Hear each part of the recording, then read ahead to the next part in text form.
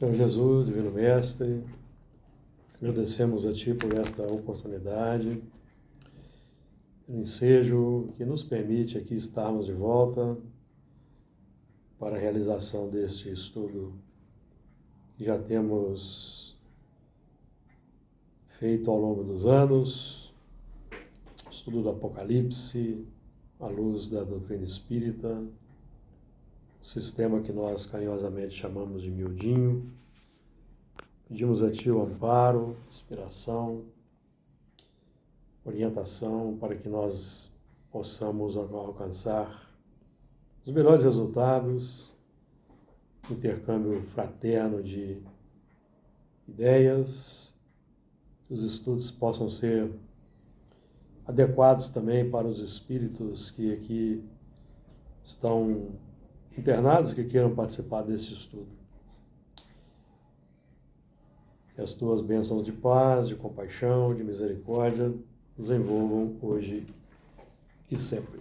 Sim. Muito bem, nós estamos então estudando o último capítulo do Apocalipse, capítulo 22, e caminhando o encerramento do estudo do Apocalipse.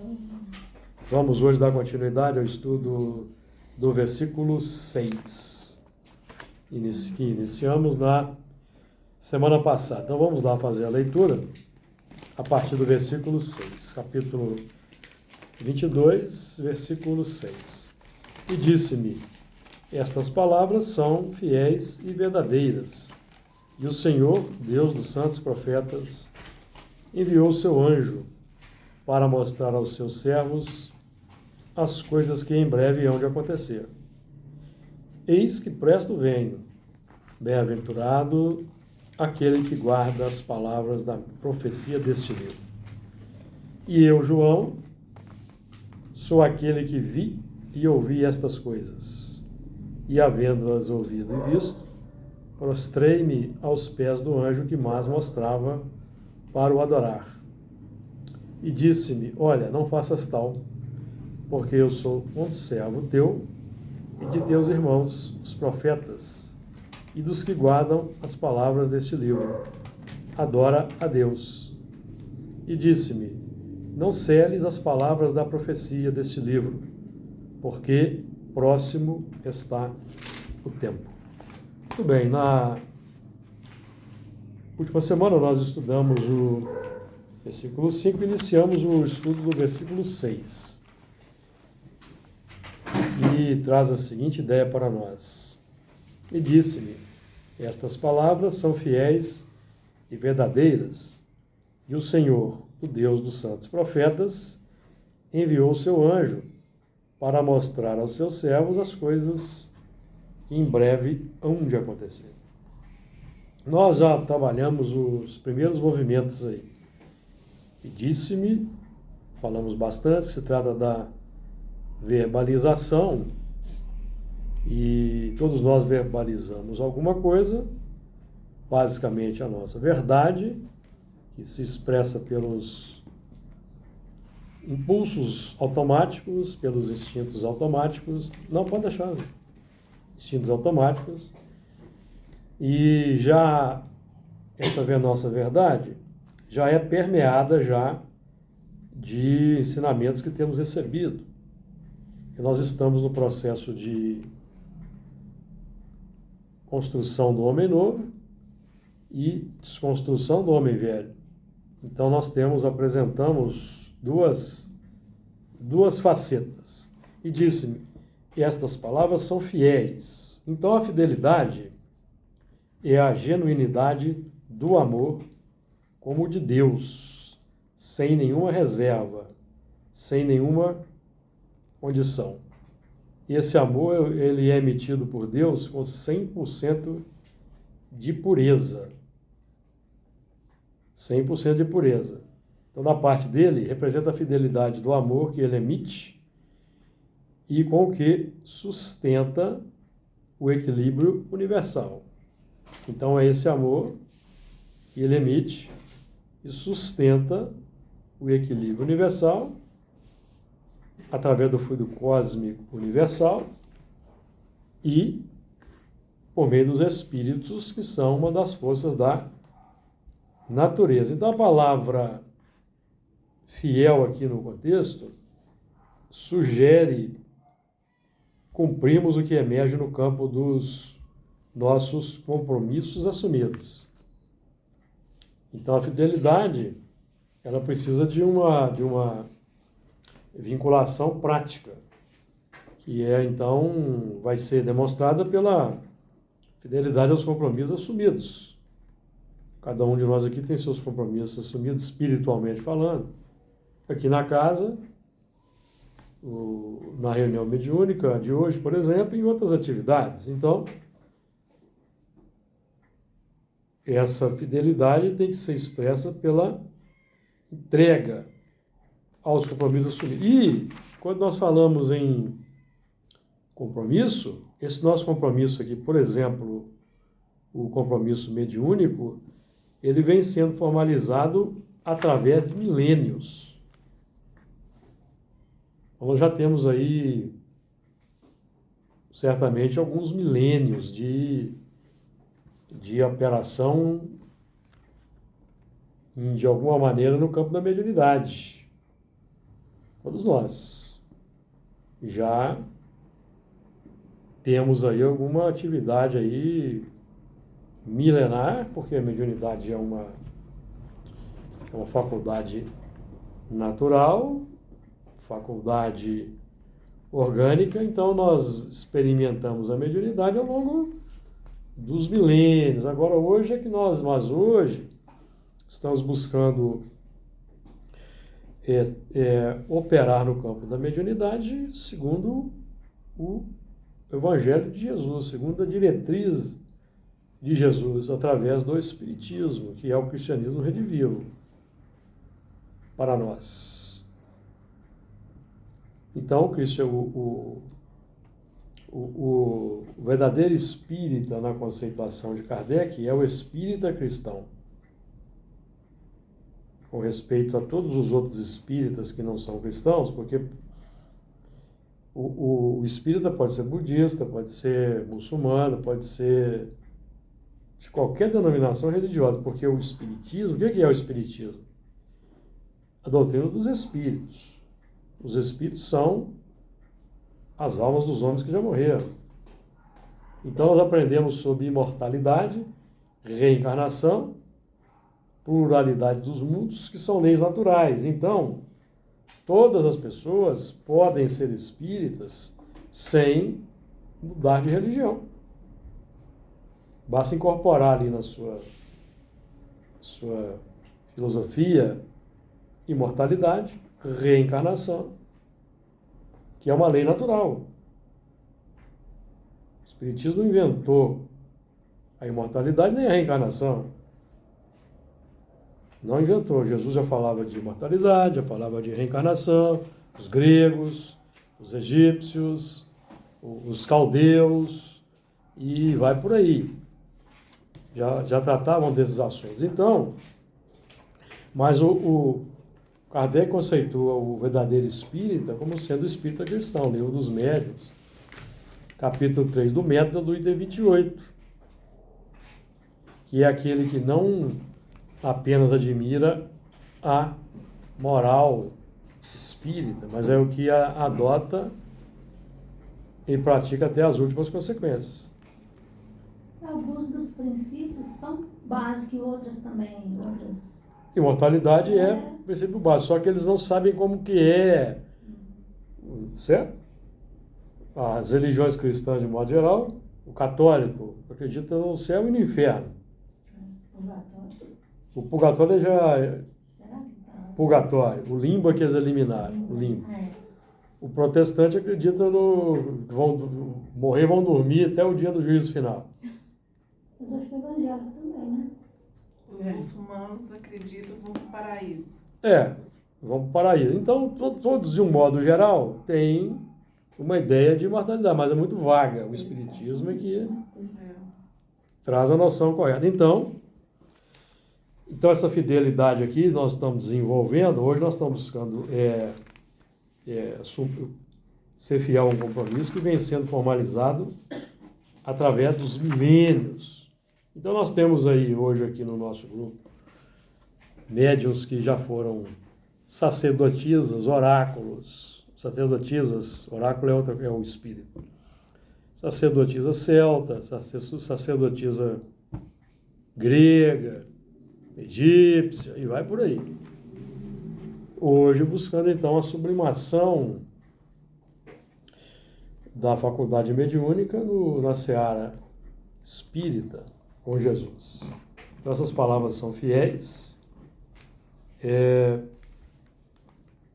Então a ideia de fidelidade representa a nossa área mental empenhada em identificar-se com a fonte irradiadora de Deus, que é o que nós estamos buscando aqui fazer.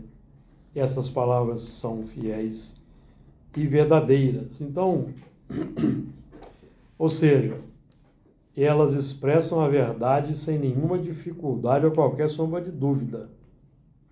No caso aqui, desse que está transmitindo para João. Em tese é Jesus ou um de seus enviados. Mas foi quem transmite o Apocalipse para João é Jesus. Jesus o arrebata ao mundo espiritual, mostra ali os quadros que virão, e ele então decodifica e grafa as palavras. Então estas palavras são fiéis e verdadeiras, porque são a verbalização do pensamento divino que se irradia acentuadamente fiel e genuíno. Então, quanto mais puro o instrumento, mais fiel será a expressão da verdade. E o que é irradiação insondável de Deus para nós chegará com legitimidade no nosso campo concreto. Então, para nós, a nossa faixa de evolução, o que Deus irradia ainda é insondável para nós. Já não é insondável para Jesus. Então, Jesus é aquele que é a mais perfeita imagem de Deus, segundo Paulo, mais perfeita expressão da sua imagem. Nós encontramos isso em Hebreus. Vamos trazer de novo aqui para nós aqui, então.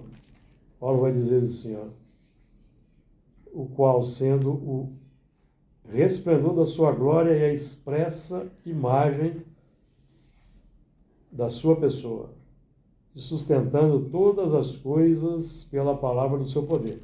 Todas as coisas que nós conhecemos aqui no mundo físico. Nosso mundo, ele é o governador do mundo. Todas as coisas que eram conhecidas pelos hebreus naquele tempo eram o mundo físico. E as estrelas. Então era um universo limitado.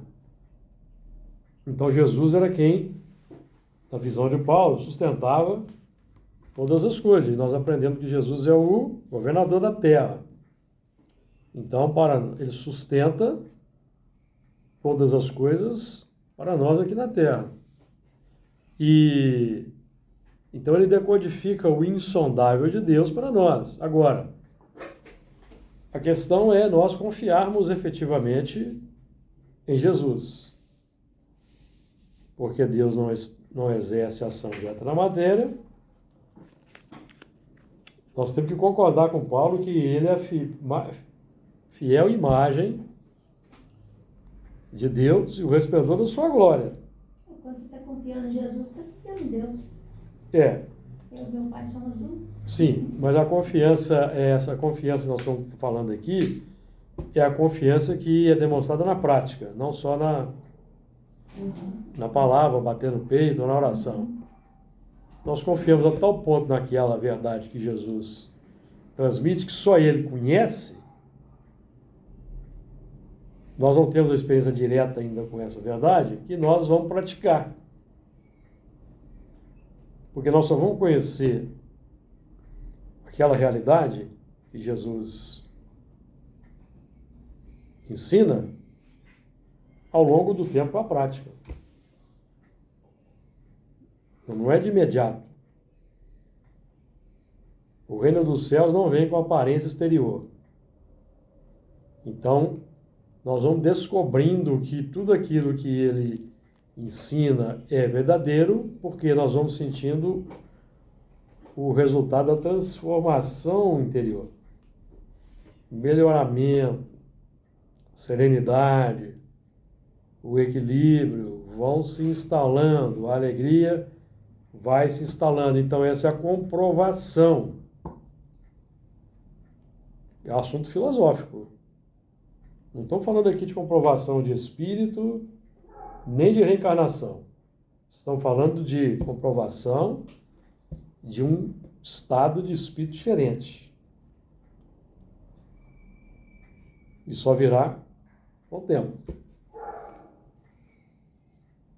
Com a prática. Nós, como somos imediatistas, estamos acostumados com comprar e receber o benefício imediato do objeto comprado, com as coisas espirituais funciona diferente. Nós aqui estamos comprando a ideia. Qual a ideia? Jesus é o modelo e guia, que fora da caridade não há salvação. Estamos comprando a ideia. Agora precisamos praticar, para constatar o benefício, que vai decorrer com o tempo. Então nós vamos, em meio às nossas dificuldades, é que nós vamos praticar. Aí nós vamos ser confrontados, seremos confrontados no mundo interior pelas contradições que vamos vendo em nós mesmos. Na convivência com o próximo, quando nós não conseguimos amar o próximo como nós gostaríamos, como lemos o Evangelho segundo o Espiritismo, na convivência com familiares. Muitas vezes são as nossas quedas, né, Júlio? Então nós temos que conviver com a contradição. Nós estudamos uma questão e nós no lar não conseguimos amar aquele parente como gostaríamos, como a teoria aponta, perceberam? Por quê? Porque existe todo um passado de convivência com aquele espírito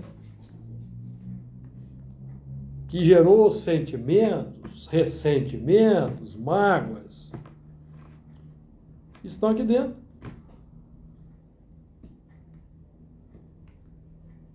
Que vamos levar algum tempo para desconstruir.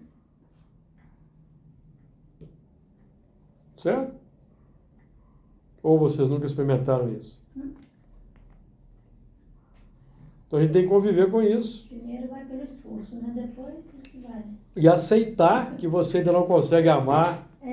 Mesmo que seja sua mãe ou seu pai, olha, não consigo ainda amar como todo esforço. Eu respeito, não é isso? Respeito. Então como é que você vai desconstruir aquele ressentimento antigo, ou mágoa, ou inimizade? Praticando o respeito. A concordância, mesmo que dentro você está revirando, você viu? Com o tempo, mais uma encarnação, mais outra, aquilo se apaga. Interessante que está nos 10 mandamentos, né? O honrar pai e mãe. É isso que eu estou querendo falar. Forma de respeito, né? E no Evangelho segundo o Espiritismo, quando explica, né, ele fala, né, que não mandou amar, honrar. Honrar teu pai e tua mãe. E quando a gente está dando aula de evangelização principalmente, até a gente fala, tem que, independente com o pai e com a mãe, você tem que honrar, você tem que respeitar. Porque ali tem tua vida, né? ainda tem um inimigo reencarnado ali como pai, como mãe, que precisa quebrar a inimizade. Então, mesmo que você no coração tenha aquela barreira, que vai demorar a romper, mas as práticas, mesmo que você faça contrariado, tá? E a oportunidade. Empurrado, né? Empurrado. Eu tenho que levar ali, tem que levar lá. Mas é um dever. É. Por isso que os espíritos vão dizer assim, ó, a princípio, o dever é difícil de ser realizado, porque ele contraria os impulsos do coração. Que impulso do coração?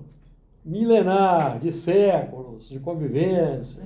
Não é fácil, não é fácil. Você imagina que a gente não lembra o nosso passado, então, a ponto de você ter esse sentimento, né, no coração aí, e você ter essa repulsa tão espontânea, isso realmente é uma coisa bastante... Não tem como negar o passado. Não tem como negar o passado. Não pode ser do nada, né? Do nada. E a gente tem que lembrar também que foi através do pai e da mãe que eles nos deram, independente ou não, a oportunidade de estarmos aqui. Exatamente. Isso a gente tem que ficar agradecido. Exato. Primeiro ponto. Então, a gente tem que... o resultado ele é posterior, certo? Vem depois. Mas assim, a gente já vai sentindo as pequenas alegrias das vitórias dos pequenos atos. Sim. Vai sentindo. Então, à medida que a gente vai conseguindo, isso vai aumentando. Né? Vai aumentando e vai crescendo, né? Ao que tem, mais será dado. Você vai fazendo a sua parte, né? Quando os dois têm um atrito com os dois, você faz a sua parte, vai fazendo. Se o outro ainda não entendeu, você continua fazendo. Aí o problema é do outro. Porque no próprio Evangelho segundo o Espiritismo, a gente aprende que não se pode ainda devotar a um inimigo o mesmo amor de um amigo. Porque tem uma barreira. E ela vai ser quebrada. Que precisa ser quebrada. Que é o sentimento, né? O Kardec chama atenção para o sentimento, por exemplo, no livro A Gênese. Quando ele, lá no último capítulo, que fala da sinal dos tempos e da geração nova, que o foco é o sentimento. Que são as virtudes, praticar virtudes. Mas no início é desafiador, portanto é que nós vemos os dramas que existem na humanidade, aqueles que não conseguem amar os pais na prática. Então temos os tristes casos de infanticídio, de parricídio, matricídio, sem lembrar do passado. Imaginemos se lembrássemos, a convivência na Terra seria impossível. Então, por isso que nós não lembramos. Isso tem um impacto tão grande que possivelmente a nossa personalidade ou muitas coisas que nós somos vem daí, né? Sim. Esses sentimentos que a gente traz dentro da gente, né? Lógico, forma a nossa personalidade. Lembrando que o sentimento, ele propõe os pensamentos. Então é um desafio. Trabalhar o sentimento, mudar os sentimentos é um desafio.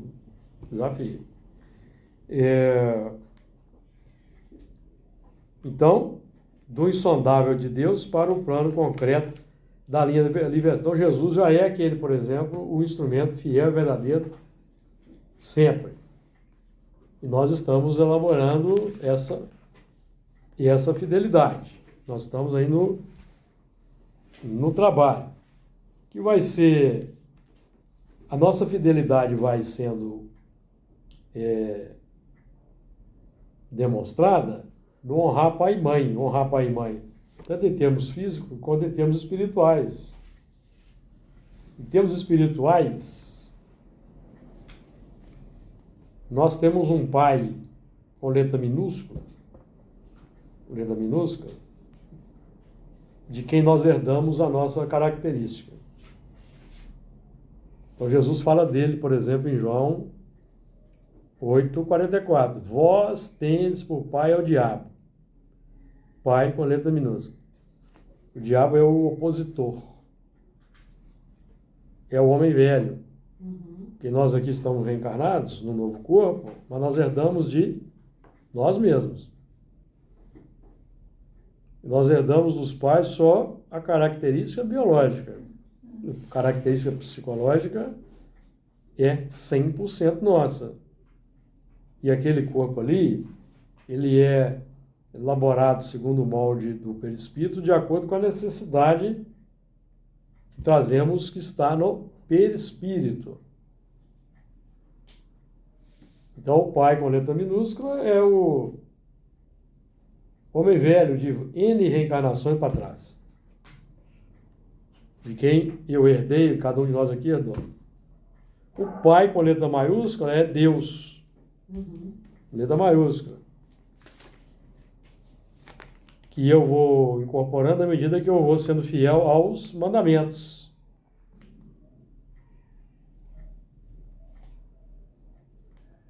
Eu tenho que ser menos fiel aos meus desejos e impulsos e mais fiel aos mandamentos.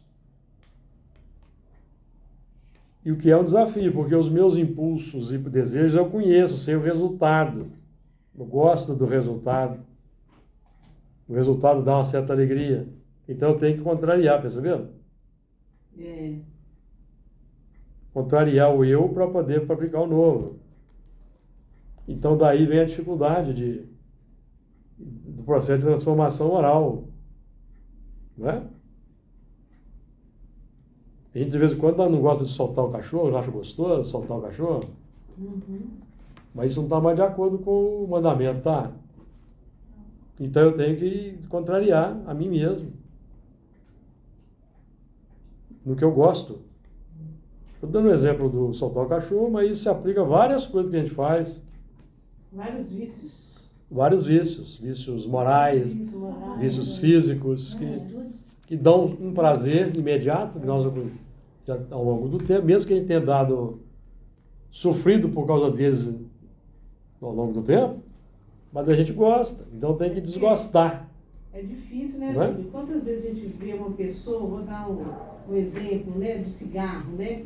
Uma pessoa, às vezes, já com efizema pulmonar, mas sente prazer ainda de fumar e continua fumando.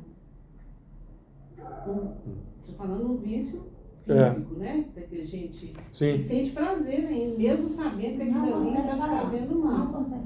Porque já tem um condicionamento aí ferrenho. É paciência. Tem um condicionamento biológico e um condicionamento psíquico.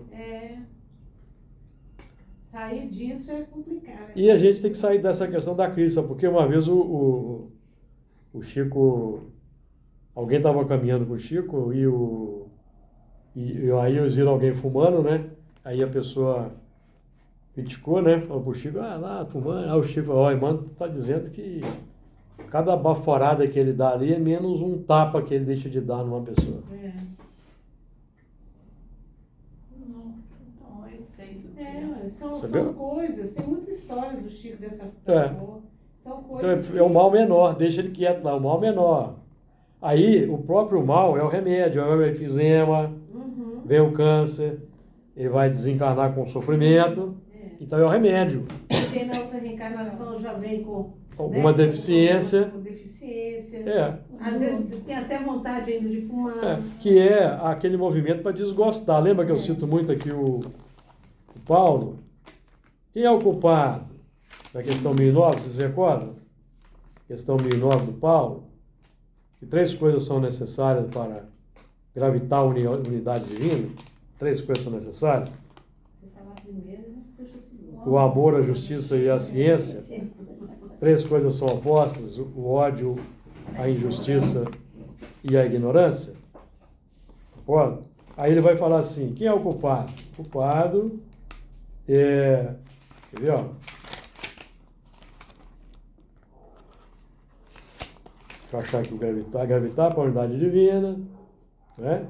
Aí depois ele pergunta assim, quem é com efeito culpado? É aquele que por um falso desvio, um falso movimento da alma, se afasta do objetivo da criação, que consiste no culto harmonioso do belo, do bem, idealizados por Jesus. Que é o castigo?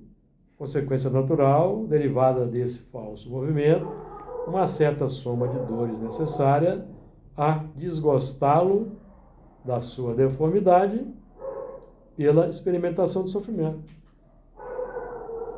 Então, eu vou fumando, eu gosto de fumar, mas aí vai vir um problema. Esse é um desvio, vai gerar um vício, que vai gerar uma complicação que é para eu desgostar desse falso movimento. Mas pode ser que a pessoa não largue esse vício nessa reencarnação. Não, a maioria das vezes não consegue. Porque eu tenho uma pessoa próxima, né, a família, ela já foi internada Não. mas agora está com um balão de oxigênio em casa. Aí, Quando ela melhora de 15 ela fuma. ele vai precisar de uma existência, vai precisar de voltar de uma existência numa condição mais difícil, né? Eu falo, gente, ela não dá conta, cara. Aí vai precisar de, numa próxima existência, já nascer com uma deficiência congênita, inata, Para não fazer uso. tipo asma. A pessoa pode vir com uma asma, Não, ela está péssima Né? e não desencarna. pode vir com uma deficiência pulmonar. Que aí o médico fala assim, ó, você não pode nem passar pé de cigarro. Uma pessoa já desde... Certo? É triste, né? Então, Pode vir uma deficiência ainda na própria encarnação, que foi o caso do meu sobrinho. não, é enfisema, é um enfisema pulmonar, Acabou. o câncer. Tirar ali, É, teve que vai- tirar tudo aí, ela não pode fumar. mas aí isso aí vai ter consequência ainda no futuro corpo. Porque lesiona até o perispírito, É, né? exatamente. Criou uma dependência de uma substância que não leva à felicidade, leva à desagregação celular. Não sei se tem algum livro que fala isso, eu já aprendi isso em algum estudo. Que quando a pessoa tem esse vício, né, extremo, no lugar do pulmão, nem tem pulmão mais no perispírito, né, Ju? Não sei se é isso mesmo. Que é um buraco negro. Tem repercussão no mundo espiritual, Agora, tem repercussão no por que esse, perispírito. o mesmo vício, ele, igual você está falando no caso da sobrinha dela, cada pessoa vai ter uma resposta Por causa diferente. do histórico de conquistas, De prós e contras. prós e contras, A balança, né? perfeições e perfeições. Então, cada caso é um caso. Por isso que nosso lar, por exemplo, dos colônias espirituais, em Tenutice, eles estudam cada caso, é um estudo.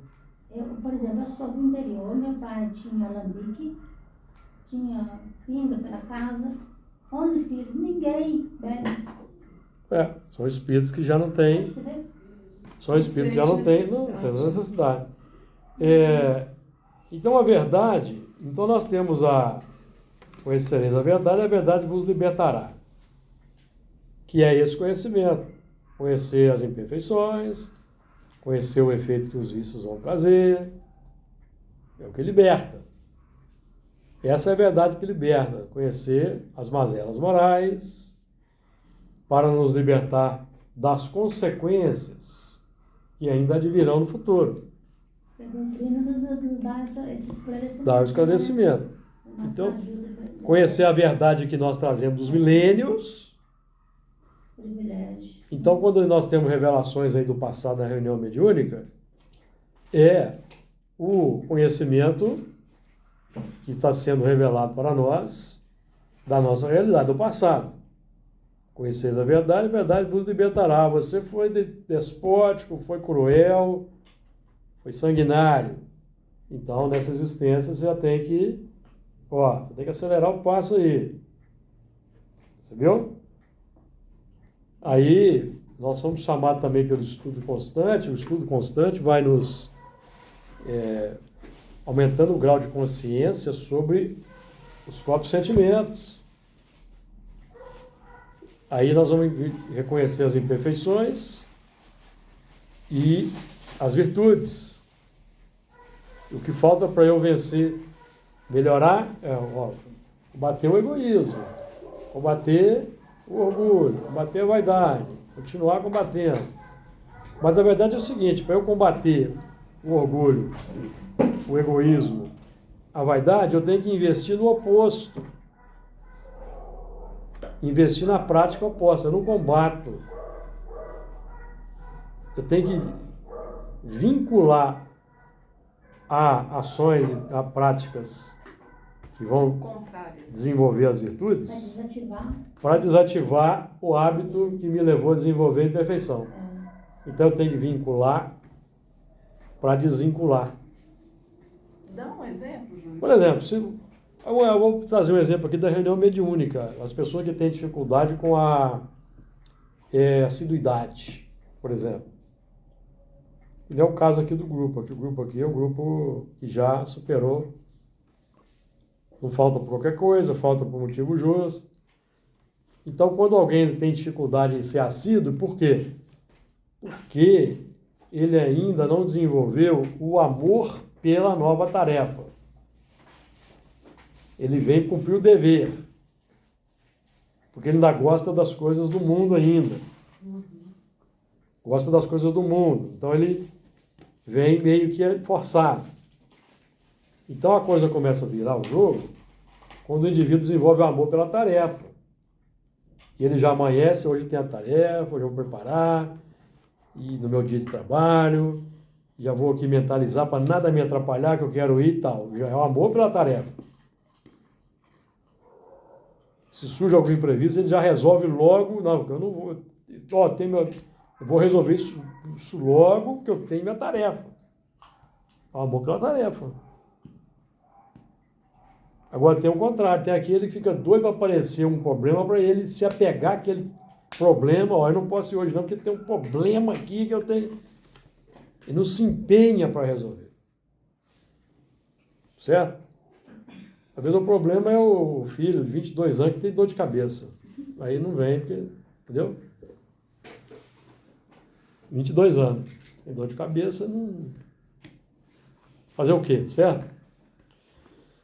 Então, é como Paulo dizia, eu prossigo para o alvo. Né? Porque Paulo era um trator. Por quê? Porque já desenvolveu amor pela tarefa. O amor está aqui, ó. O amor, a felicidade, a paz está aqui. Não dá mais eu ficar lá sendo fariseu, ficar discutindo combatendo lá os cristãos, discutindo com o casuísmo. Não, o amor está aqui, ó. Vambora. Então, vocês não querem ouvir? Oposto, né? Vocês não querem ouvir o que eu tenho para ouvir aqui na sinagoga? Então eu vou para os gentios, e foi para os gentios e todos viajou. Então, tem essa dicotomia, que a gente só vai vencer com a insistência, com tempos e metade de um tempo, que é o tempo para desconstruir uma tendência antiga que foi construída milenarmente, não é? Então, esse é o ponto, porque nós temos que começar a gostar, não é? Tirar a alegria daquela atividade, porque a nossa alegria ainda vem da confusão, no dia a dia, não é? Sim, mas para desenvolver isso, necessariamente a gente tem que desenvolver o intelectual, né? Porque você precisa conhecer para saber. Não, nós já temos o intelectual desenvolvido, estamos aqui estudando isso aqui, ó, porque nós já fizemos progresso intelectual. Só que a gente usava a inteligência no passado como? A gente usava a inteligência do passado, por exemplo, inteligência matemática, inteligência de engenharia, inteligência jurídica, que nós somos romanos e sabíamos isso tudo, tá? Os romanos sabiam muita coisa. Então, os generais romanos, eles eram advogados, sacerdotes, matemáticos, conheciam as leis, tá? Mas o povo Só que usava esse cabedal intelectual para destruir com mais facilidade, destruir com mais eficiência, dominar e conquistar com mais eficiência, certo? Então, progresso intelectual já temos. O que falta? Falta o que Kardec acentua lá no livro A Gênese, lá no último capítulo, o desenvolvimento moral, melhoramento dos sentimentos. Você não utilizar todo esse cabedal para destruir, mas para construir. Você está pensando na questão de porque muitas vezes a pessoa ela pode não ter nessa reencarnação, você está perguntando sobre isso, nessa reencarnação, essa questão não há necessidade. Quantas pessoas que às vezes...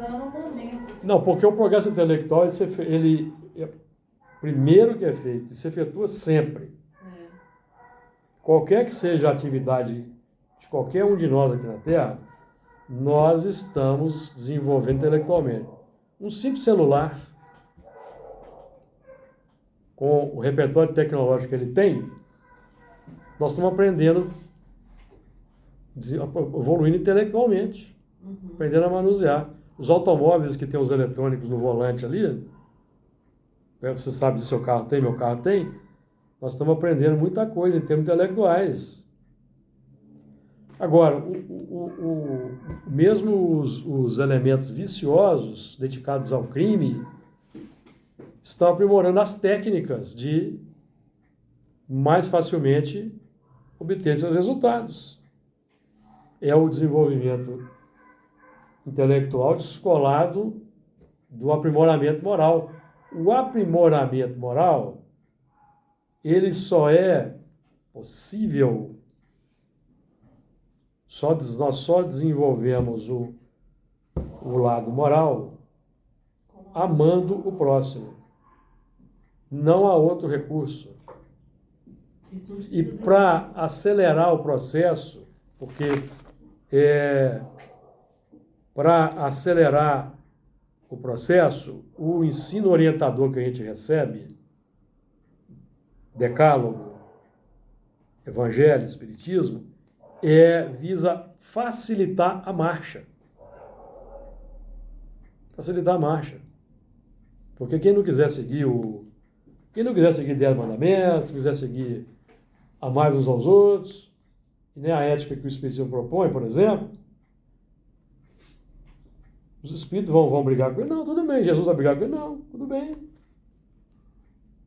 Só que ele vai continuar elaborando desvio. A dor vai estar sempre presente. As síndromes, as angústias, as depressões. Então, o mal é o próprio remédio. Isso se manifesta fisicamente. Então, vai chegar um momento lá na frente, depois que ele passou por uns 3, 4 mundos, que ele vai cansar de sofrer. Não, cansei de sofrer, agora eu quero melhorar isso aí. Aí ele abre o coração para amar o próximo. Porque o objetivo das revelações, amigo, Decálogo, Jesus é amar o próximo. Não é nos tornarmos religiosos, não. É amar o próximo. A religiosidade é consequência. Consequência do processo. É o sentimento de religiosidade. Então, nós já fizemos um grande avanço. Nós, amigos, nós estamos estudando Espiritismo hoje, participando de reunião mediúnica, por exemplo, nós somos iniciados antigos, de milênios. Suméria, Babilônia, Egito, Grécia. Nós não caímos de paraquedas aqui, não. Alguém acha que nós caímos de paraquedas aqui? Vamos reencarnar esses aí lá no Belo Horizonte. Lá vai ter um centro espírita lá perto. Vamos ver se eles vão para lá. Não é assim não, hein? Essa turma aí já tem trajetória, se comprometeu aqui no mundo espiritual. Então nós vamos dar continuidade. Então vocês vão... Certo? Por quê? Porque tem costa larga. É isso aí. Então, então a verdade legítima, não é? Tem a nossa verdade que nós estamos descobrindo. Então, quando manifesta um companheiro aqui na mesa mediúnica e fala assim, você é um traidor, uma revelação, não é? Uma revelação, verdade sendo mostrada. Certo? Ou você fez isso, fez aquilo, verdade sendo mostrada. Então nós estamos conhecendo a verdade e buscando praticar a verdade divina. Então a verdade divina, aí é uma questão muito filosófica de consciência. Porque a verdade é aquilo que está em perfeita consonância com a concepção que eu tenho da lei divina. Aí cada pessoa está no seu estágio, cada grupo está no seu estágio. Então nós vamos ter elementos que estão na sua trajetória normal de evolução, tá? Estão aí no seio de certas religiões, aí os instrutores pregam que ele precisa se explodir para agradar a Deus. Ele é um espírito simples, está ali na evolução natural, estou dentro. Eu amo a Deus, eu vou. Está na faixa de aprendizagem dele. Ele vai ter uma experiência desagradável, porque ele vai se explodir e vai ser doloroso. Mas no mundo espiritual, ele está em estado de nulidade moral. Ele não vai sofrer como um suicida tradicional. Questão 955 do Livro dos Espíritos. É porque ele acredita, né? Aquilo faz parte da aprendizagem. Vai ser uma experiência desagradável. Vai ser desagradável. Deve ser mesmo. Então vai ser uma aprendizagem, certo? Para ele. Vai estar na trajetória natural dele. Está errado? Não está errado. Está dentro da conjugação de causas e efeitos, necessidade, que nós só vamos compreender, de fato, no mundo espiritual. Por enquanto, nós só podemos... É como a gente está andando assim, entra numa casa que você não conhece, está tudo escuro, você tem que ir tateando, né? Tateando para você... Você não sabe se tem um degrau ali, um buraco, um alçapão, uma escada, você vai cair ali, você vai tateando. Tudo está conjugado de acordo com a necessidade, certo? Então a própria dor vai tirando, é dor evolução nesse caso, ele vai se explodir dor evolução, porque vai ser doloroso, vai ser desagradável, e vai ter uma experiência nada agradável, certo? Vai ter uma certa dor ali que faz parte da dor evolução. Quando um animal, por exemplo, é destroçado pelo outro, dor evolução. Tá?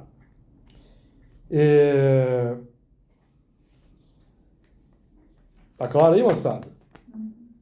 Então vamos para a página 98? Virar a página. Conseguimos virar a página. Dá para ele. Temos aí de achar que já tinha virado a página. Né?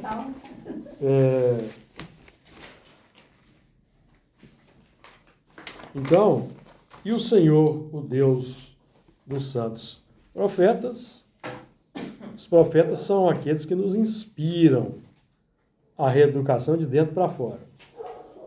São Moisés, os profetas, Jesus, Kardec, todos aqueles que nos inspiram a reeducação de dentro para fora são profetas para nós. Isso. E nós estamos buscando, hoje nós estamos sendo transformados em profetas para outros que vão receber aí nossos apontamentos modestos aí no dia a dia. Então somos profetas no escalonamento natural aí da sequência da evolução. E aprendemos com Paulo o seguinte: em parte conhecemos, em parte profetizamos. Na prática, o que isso significa? Que nós conhecemos o que já está incorporado. Então, em parte conhecemos o que já está incorporado. Eu já venci. Eu já superei. Então, eu conheço o resultado. Conheço a eficiência. Certo? E em parte profetizando. Então, quando nós dizemos assim, puxa vida, eu preciso melhorar, eu ainda estou nervoso no trânsito. Profecia. Em parte conhecendo, em parte profetizando. Nós temos essa dicotomia ainda, porque por que nós temos essa dicotomia ainda? Porque nós não somos espíritos puros ainda. Se fôssemos espíritos puros, talvez nem estivéssemos aqui nesse momento, certo? E o Senhor, o Deus dos santos profetas, então aqui o Deus dos santos profetas. Nós temos que reconhecer, então, essa condição.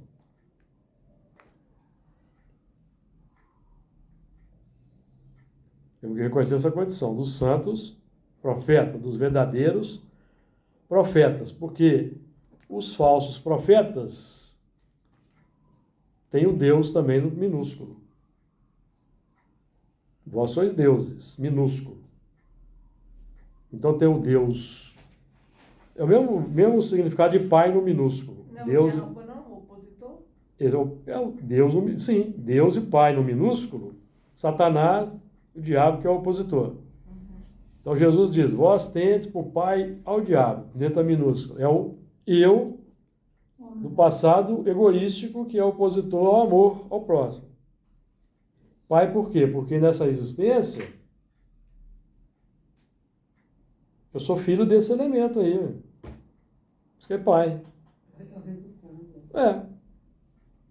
E o pai com a letra maiúscula, que é Deus com a letra maiúscula, nós estamos construindo. Nós não acreditamos que Deus é a inteligência suprema, causa primária de todas as coisas. Mas nós não temos experiência direta com ele ainda, temos? Alguém aí tem experiência direta com Deus? Nós até temos, mas não temos consciência. Nós estamos imersos no pensamento divino. Então nós temos uma experiência direta com Deus, mas inconsciente. Nós até duvidamos que ele existe, não é isso no geral, falando no geral? Até duvidamos que ele existe. Então nós ainda não temos a experiência direta, consciente com Deus. Quem é que tem? Jesus. Ele já tem. Eu e o Pai somos um, não é frase de efeito. Há quem possa achar que Jesus, quando diz eu e o Pai somos um, está proferindo uma frase de efeito. Não, ele tem consciência do que ele está dizendo. Antes que Abraão existisse, eu sou. E agora glorifica-me tu, ó Pai, com aquela glória que eu tinha junto de ti, antes que o mundo existisse. Isso não é frase de efeito. Consciência da experiência direta com Deus. Nós ainda não temos nenhuma experiência direta consciente com o nosso eu do passado, quanto mais com Deus. Nós não lembramos quem nós fomos no passado, lembramos? Você lembra quem você foi no passado? Então nós não temos nem experiência direta com o nosso eu milenar, consciente. Não temos. Com Deus, muito menos. Aí surge o desafio que nós temos que acreditar. Puxa, eu tenho que acreditar naquele carpinteiro ali, ó, o cara é um desqualificado. Eu estou esperando aqui o Messias que vem montado no cavalo, que vai colocar Israel na hegemonia do mundo, e eu tenho que concordar que aquele desclassificado ali, ó, com aquela roupa encardida, empoeirada, é o Messias. Nunca! Eu vou concordar com isso. Que escola que ele estudou. Então aí começa a dificuldade, entendeu? Não é? Então tem o profeta do Deus legítimo, que é o profeta que está buscando praticar as diretrizes, e tem o profeta do Deus menorzinho, que é aquele elemento que ele segue na vida cotidiana. Ele se faz profeta dele. Então, quando os Espíritos definem que Jesus é o tipo mais perfeito, que Deus nos é oferecido de modelo e guia, é para a gente deixar os falsos modelos que a gente segue aí no natural, né, da vida. Gosta, acha bonitinho, não, ele falou que eu achei bacana que ele falou lá. Tem que falar isso mesmo aí, porque esse povo é muito... Então tem que ter uma pessoa assim mesmo para falar isso, porque o povo, não é? Vai lá no templo, ouve lá a bem-aventurança, a Maia Deus, mas na vida do cotidiano aqui, gosta mesmo é do que dá pancada. Aí o que você vai fazer com... Aí nós vamos voltar para aquela situação dos diversos caracteres dos religiosos. Tem religioso nas faixas mais iniciais da evolução espiritual, outros mais no meio, outros mais adiantados. Então a gente tem que levar tudo isso em conta. Aí vai cair na mesma situação daquele que fuma, que adquiriu a consequência do cigarro, aí vai voltar também. E fuma para fazer menos bobagem. E se parar de fumar, vai fazer bobagens inimagináveis. Então ele tem que fumar. Porque o mais difícil é o vício interior, né? Que a gente tem que... Pois é. E ele ainda tem consequências sobre os outros, né? O cigarro está acabando com você. É porque, na verdade, esse vício exterior, ele é para suprir uma carência interior. Tudo vem do interno. Tudo vem do interno. A pessoa que bebe demais, a pessoa que fuma demais. Então, por exemplo, busca a substância para ter uma satisfação, para cobrir uma satisfação que ele não está tendo em alguma área, não está conseguindo lidar com aquilo, ou aquilo já é milenar, né? É trazido milenarmente, e ele continua no ciclo vicioso. Fuga de alguma coisa, né? Fuga de alguma coisa. Então, por isso que temos que ter paciência, porque cada um tem a sua verdade. Pelo menos não condenar, né? Não, por isso que Jesus dizia, a ninguém julgueis. É difícil, né? Não é? As pessoas não sofrem, né? E o Senhor, o Deus dos santos profetas, enviou o seu anjo. Aí aqui começa a complicação para nós, por quê? Porque nós queremos um anjo, Gabriel, 2 asas, bonito, luminoso, certo? Mas o anjo, amigos, é uma circunstância, um acontecimento, uma doença, um acidente, é um anjo. Às vezes um acidente leve, que acontece conosco, para tirar do caminho de um acidente mais grave. É um anjo que foi enviado. Uma intuição que às vezes a gente tem. Não, mas eu estou falando do anjo de acordo com chamando a atenção para um aspecto que nós nunca olhamos como anjo. Que quando acontece um acidente, você já começa a imprecar contra Deus, xingar. O que aconteceu isso comigo? É o anjo que Deus enviou para você retificar um desvio. Hoje nós estamos buscando consertar os caminhos, né? Direitar as veredas, sair do desvio, conforme lá o Paulo no Gravitae, todo da unidade divina. Nós estamos buscando sair, mas nós temos desvios não resolvidos. Então aquele acidente vai ajudar.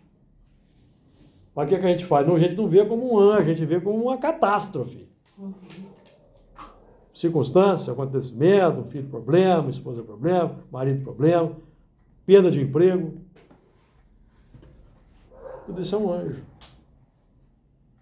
De acordo com o mundo, né, da nossa necessidade, no mundo de expiação e prova. Nós vamos desenvolver isso na semana que vem, para mostrar aos seus servos as coisas que em breve hão de acontecer. Então que Jesus nos ilumine. Semana que vem nós daremos continuidade.